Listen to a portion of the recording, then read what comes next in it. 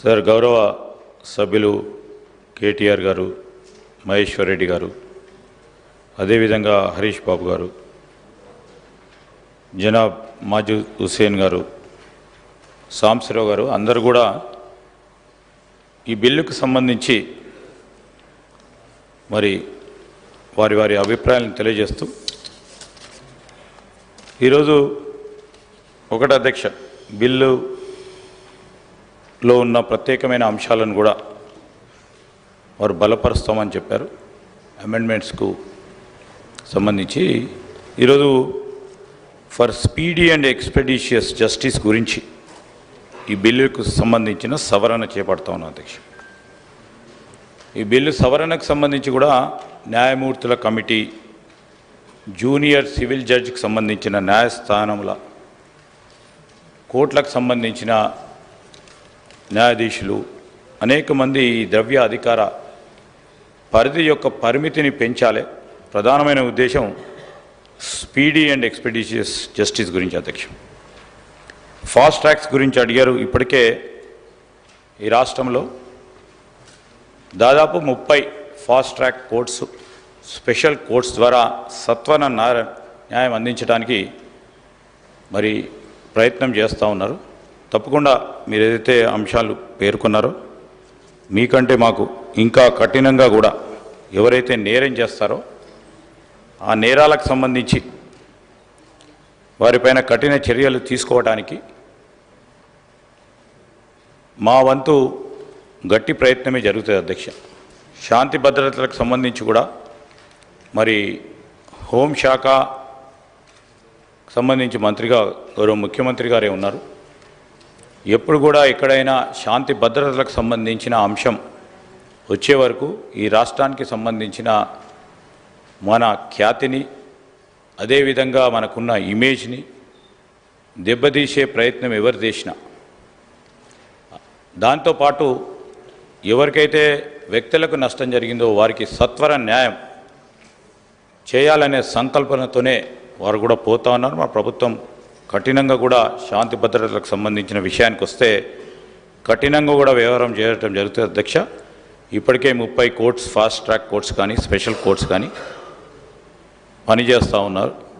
ఇంకా కూడా అవసరం ఉన్న చోట సత్వర న్యాయం గురించి ఎక్కడ కూడా వెనుకపోకుండా ముందుకు తీసుకెళ్లే ప్రయత్నం చేయడం జరుగుతుంది అధ్యక్ష. అదేవిధంగా కొత్త చట్టాలకు సంబంధించి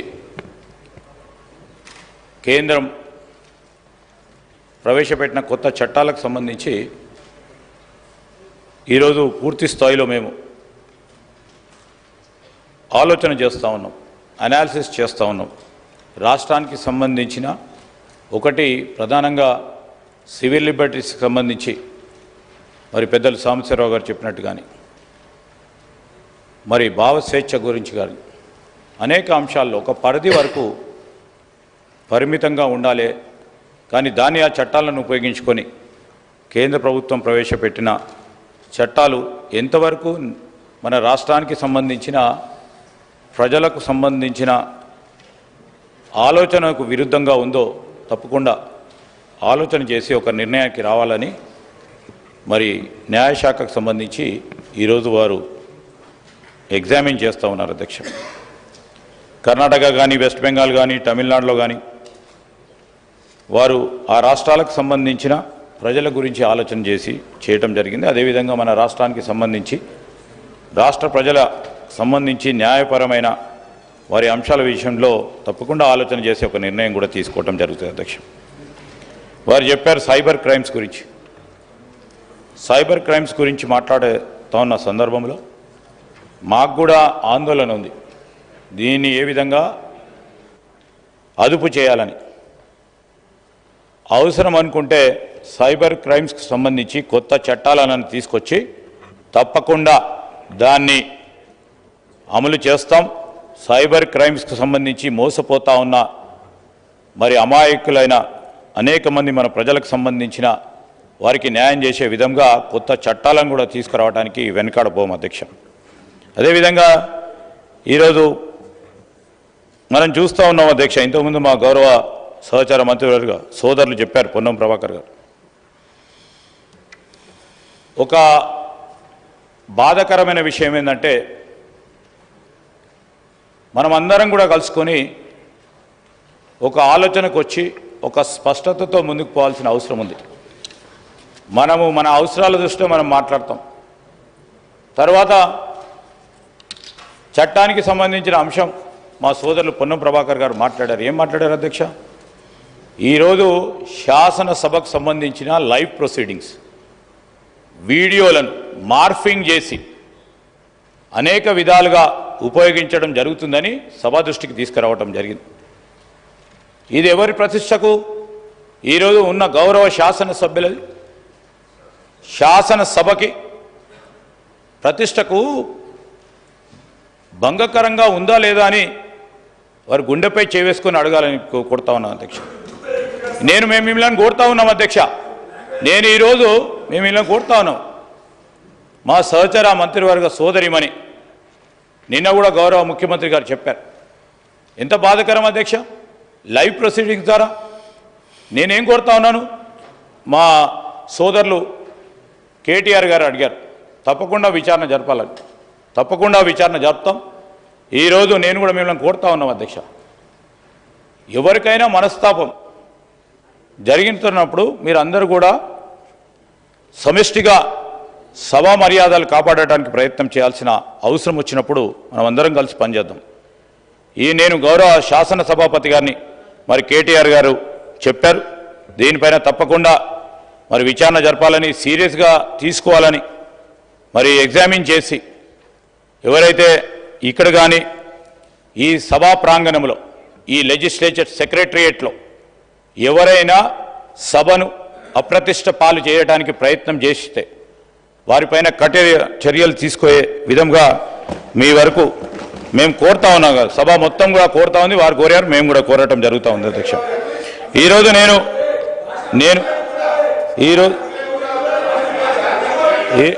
ఈరోజు అధ్యక్ష, ఈరోజు గౌరవనీయులు మహేశ్వర్ రెడ్డి గారు ఫాస్ట్ ట్రాక్ కోర్ట్స్ని ఏర్పాటు చేయాలని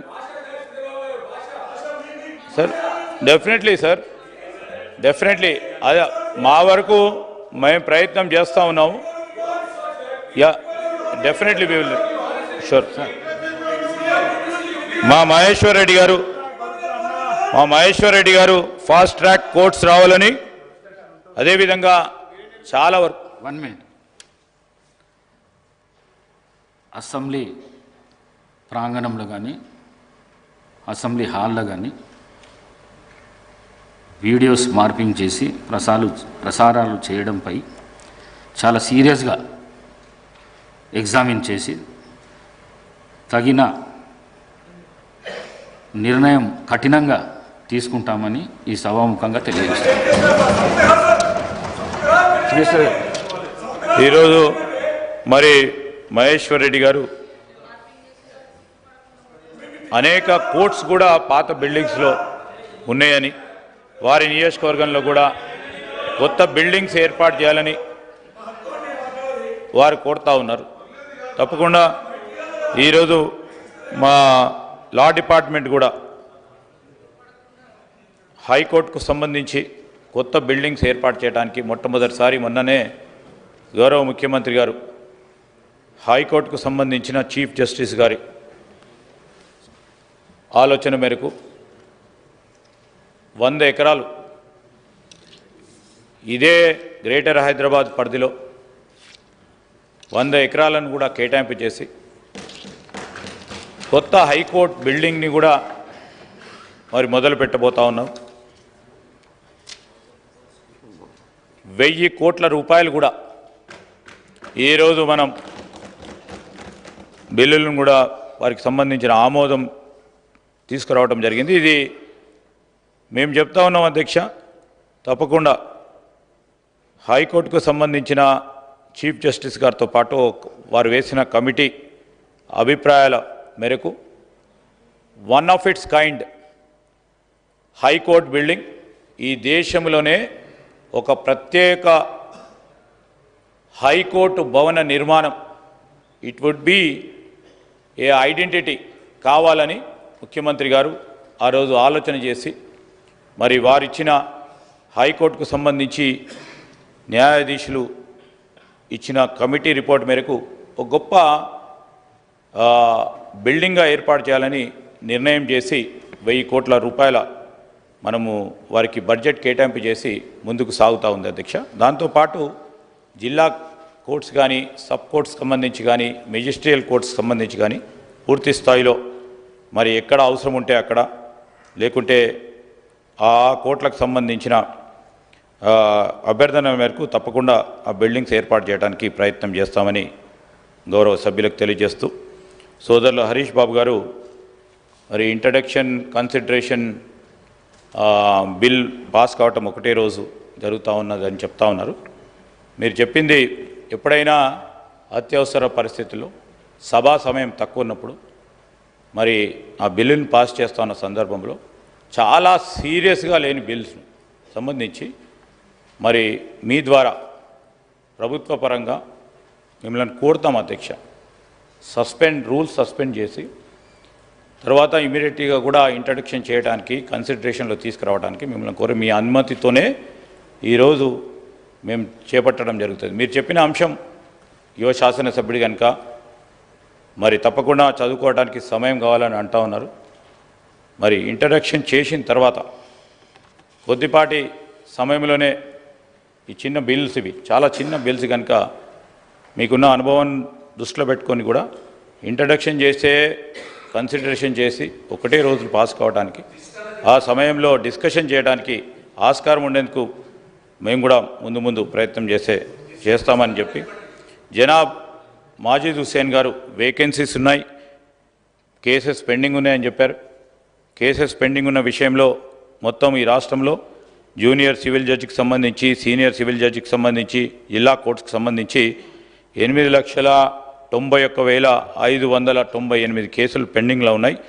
ఇలాంటి చిన్న సవరణలు చేసుకుంటూ పోతే ప్రధానమైన అంశం న్యాయమూర్తుల కమిటీ కూడా చెప్పింది, చాలా జిల్లా కోర్ట్స్, సబ్ కోర్ట్స్కు, మెజిస్ట్రియల్ కోర్ట్స్, ప్రధానంగా ఈ సబ్ కోర్ట్స్ మెజిస్ట్రియల్ కోర్ట్స్ సంబంధించిన సవరణ వచ్చే వరకు చాలా వరకు కూడా ఈరోజు ఉదాహరణ చూస్తే అధ్యక్ష, మరి మొత్తం 4,93,376 జూనియర్ సివిల్ జడ్జిలో 1,86,000 ఇలాంటి ఈ పెక్యునరీ జ్యూరిడిక్షన్ తక్కువ చేస్తే ఇమీడియట్గా కూడా ఈ పెండింగ్ కేసెస్ కూడా సాల్వ్ చేయొచ్చని వారి అభిప్రాయపడ్డారు. వారి అభిప్రాయం మేరకు ఈరోజు కూడా మేము సవరణలు తీసుకొచ్చి మరి సత్వర న్యాయం చేయడానికి ఒక ప్రయత్న భాగంలోనే ముందుకెళ్తా ఉన్నాం. గౌరవనీయులు సాంబశివరావు గారు అనేక విషయాలు చెప్పారు. మేము వారిని కోరుతా ఉన్నాం, వారి అడుగుల్లో మేము నడవడానికి రాలేదు. మార్పు కోరుకున్న ప్రజలకు సంబంధించి మార్పు తీసుకొచ్చే ప్రయత్నంలో మీరు కూడా చూస్తూ ఉన్నారు. పోలీస్ వ్యవస్థలో ఒక మానవతా దృక్పథంతో ఈరోజు ప్రతి ఒక్కరికి న్యాయం చేసే ప్రయత్నం చేసే భాగంలోనే ముందుకు నడుస్తాం. మీరు చెప్పిన అన్ని అంశాలను కూడా ఏదైతే సివిల్ రైట్స్కి సంబంధించి, అదేవిధంగా పోలీసులు సంబంధించి కొన్ని ప్రాంతాల్లో వారి అధికారాలను ఉపయోగించుకొని ఇబ్బంది పెడతా ఉన్నారని చెప్పడం జరిగింది. తప్పకుండా దీని విషయంలో ఆలోచన చేస్తాం. తగు విధమైన ఏం సార్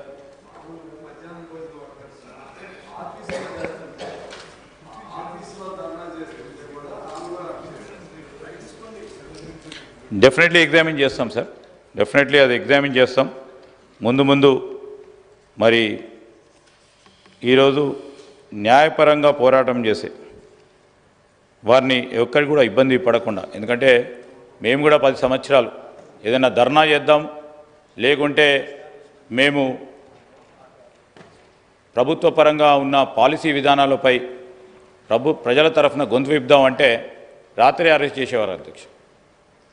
ఆ విధమైన సంఘటనలు ఇంకా జరగాలని కోరుకోలేము. కానీ స్పష్టంగా అరాచకం క్రియేట్ చేద్దామంటే తప్పకుండా చట్టపరంగా చర్యలు తీసుకోవాలి. అరాచకం క్రియేట్ చేసే వారిపై అరాచకంగా ప్రవర్తించే వారిపైన ఏం చేయమంటారు సార్? ఈరోజు భావస్వేచ్ఛ గురించి మాట్లాడారు. భావస్వేచ్ఛ ఇచ్చే ప్రయత్నంలో ఎక్కడ కూడా వెనుకబడం. అరాచకం క్రియేట్ చేస్తామంటే ఎట్లా అధ్యక్ష? లా అండ్ ఆర్డర్ ఉంటుందా? అసలు లా అండ్ ఆర్డర్ ఉంటుంది ఎక్కడన్నా?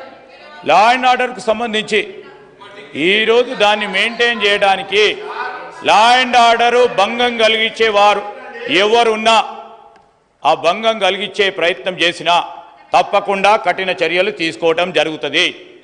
స్పష్టతతో పోతా ఉన్నాం. భావ స్వేచ్ఛను మేము కాపాడతాం, గౌరవిస్తాం. అదేవిధంగా నేను మీ అందరినీ కూడా కోరుతా ఉన్నాను అధ్యక్ష, ఈ బిల్లుకు సంబంధించి మరి అనేక సందర్భాల్లో మనం మాట్లాడుకోవచ్చు.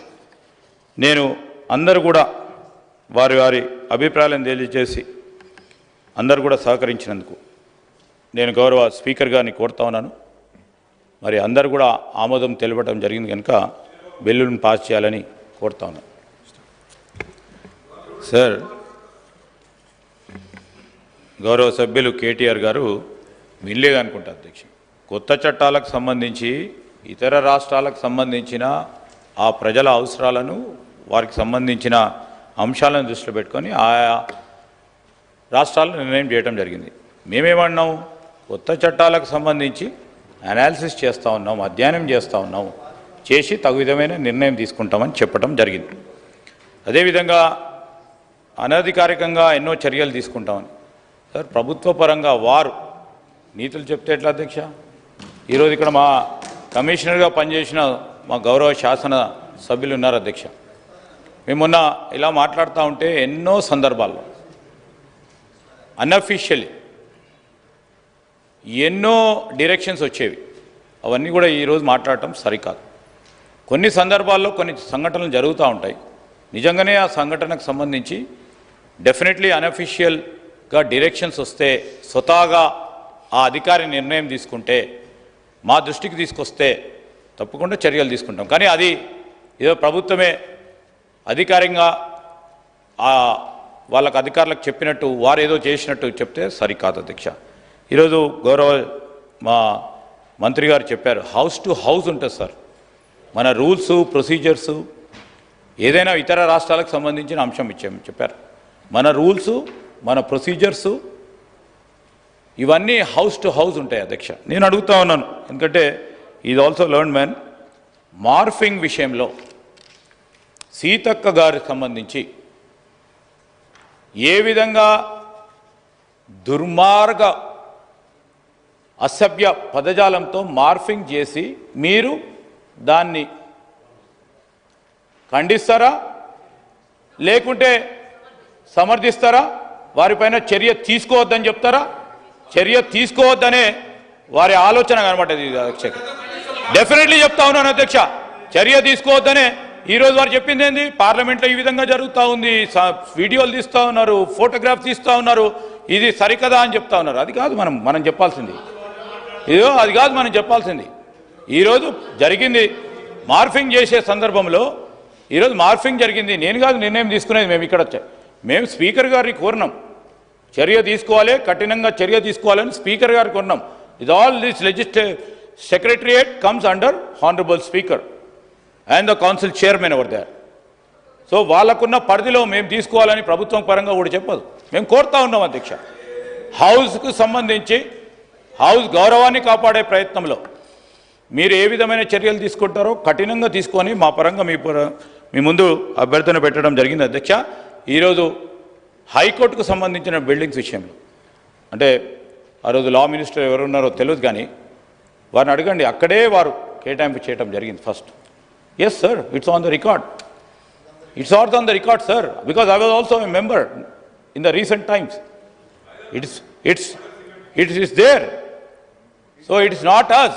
We have extended the limits as requested by Honorable High Court. Sir, ఆ సంబంధించే ఒక మంచి ప్రయత్నం జరుగుతూ ఉన్న సందర్భం. ఈరోజు వంగడాలకు సంబంధించిన ఎక్స్పెరిమెంట్స్ కానీ రీసెర్చ్ కానీ ఇక్కడెక్కడైనా ఆ విద్యార్థులకు సంబంధించి ఇంకెక్కడైనా అయితే మా మంత్రి గారు చెప్పారు ఇప్పుడే, ఎక్కడైనా ఎక్స్పెరిమెంట్ చేసుకోవచ్చు. వారికి ఎన్ని ఎకరాలు కావాలంటే అన్ని ఎకరాలు వారికి సంబంధించిన రీసెర్చ్ చేయడానికి ఎక్కడైనా చేసుకునే ఆస్కారం ఉంటుంది. ఈరోజు మనం ఆ విశ్వవిద్యాలయాన్ని స్థాపించిన కాంగ్రెస్ పార్టీ ప్రభుత్వం, అన్ని వేల ఎకరాలు ఇచ్చింది కాంగ్రెస్ పార్టీ ప్రభుత్వం. ఈరోజు మేము ఆ రోజు విశ్వవిద్యాలయానికి సంబంధించి ఏ విధంగా దాన్ని ముందుకు తీసుకెళ్లే ప్రయత్నం చేయాలని ఆలోచన చేశాం. ఈరోజు వ్యవసాయ సంబంధించిన పరిశోధనకు సంబంధించిన అంశం విషయంలో ఒక గొప్ప ప్రయత్నం చేశామని చెప్పాము అధ్యక్షులు. చేశాం, ఈరోజు కనబడతా ఉంది. ఏ విశ్వవిద్యాలయం చూడండి ఒక మార్క్ ఉంటుంది కాంగ్రెస్ పార్టీ ప్రభుత్వం. సో ఇవన్నీ పక్కన పెట్టి నేను ఈరోజు ఈ బిల్లులకు సంబంధించిన సవరణ విషయంలో అందరూ కూడా ఆమోదం చెప్పారు. వారు సహకరించిన సందర్భంలో వారికి కూడా కృతజ్ఞత తెలియజేస్తూ నేను ఈ బిల్ పాస్ చేయాల్సిందిగా కోరుతా ఉన్నాను. The question is that the Telangana Civil Code Amendment Bill 2024 be taken into consideration. Those who are for the motion, please say aye. Those who are against, please say no. Ayes have it, ayes have it. The motion is carried and the bill is considered. I shall now put the clauses to vote. There are no amendments to clauses 2 to 4, clause 1 enacting formula and long title, and they are before the House.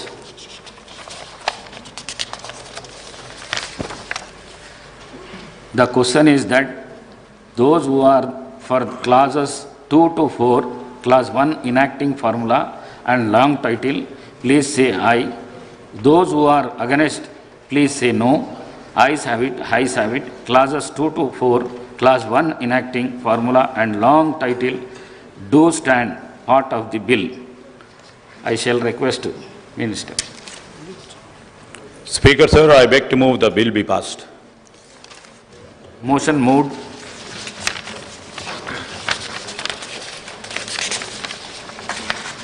The question is that the bill passed.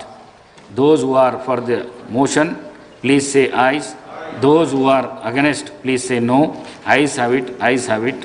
The motion is carried and the bill is passed.